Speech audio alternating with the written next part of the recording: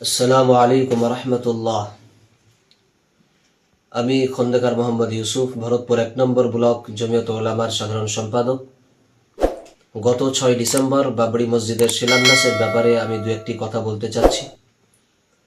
অনেক কিছু কথা আমরা শুনছি, যে কথাগুলো আমি এর জন্য আবারও পরিষ্কার করতে চাচ্ছি। আমারও এখানে অনেক সমস্যার সম্মুখীন আমি হচ্ছি, যে আমি নাকি গুজরাটের দুজন বিদেশি মেহমান, সৌদির মেহমান কারি সাহেব ছিলেন এবং আমি আনবো বলেছিলাম। এই বিষয়টা আমি স্পষ্ট করছি। হুমায়ুন কবির সাহেব এই কথাটা জানতেন যে আমি ওনাকে বলেছিলাম গুজরাটের সবচেয়ে বড় মাদ্রাসা কেরাত ডিপার্টমেন্টের, সেই মাদ্রাসার দুজন ফারেগ হয়েছেন এরকম আন্তর্জাতিক পর্যায়ের দুজন কারি সাহেব, যেনাদের কেরাত তেলাওয়াত আন্তর্জাতিক লেভেলের, এরকম দুজন কারি সাহেবকে নিয়ে আসা হবে। বিদেশি কোনো কারি সাহেব পাবেন না।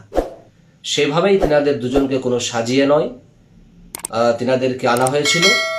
এবং তারপরে পরে যেটা বলা হচ্ছে যে সৌদির মেহমান আনা হয়নি, তার মূল কারণ হচ্ছে হযরত মাওলানা বদরুল আলম সাহেব, মুর্শিদাবাদ জেলা জমিয়ত উলামার সভাপতি এবং পশ্চিমবঙ্গ রাজ্য জমিয়ত উলামার স্বনামধন্য সভাপতি হযরত মাওলানা সিদ্দিকুল্লাহ চৌধুরী সাহেব নাকি আমাকে পরামর্শ দিয়েছেন, এবং তিনাদের পরামর্শে আমি নাকি এই দুর্নীতিটা করেছি, মানুষের সাথে প্রতারণা করেছি তিনাদের পরামর্শে। অথচ এই বিষয় নিয়ে, বাবরি মসজিদের কোনো বিষয় নিয়ে বদরুল আলম সাহেব এবং হযরত মাওলানা সিদ্দিকুল্লাহ চৌধুরী সাহেব কোনো কিছুই জানতেন না, এবং আমার সঙ্গে ওনাদের কোনো কথা হয়নি।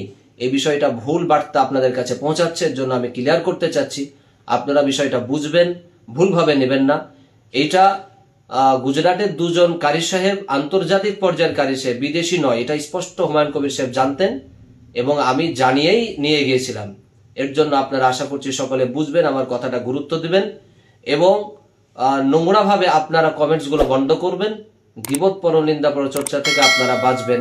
আশা করছি বুদ্ধিজীবী সমাজ আপনারা আমার এই কথাটা গুরুত্ব দিয়ে বোঝার চেষ্টা করবেন ইনশাআল্লাহ।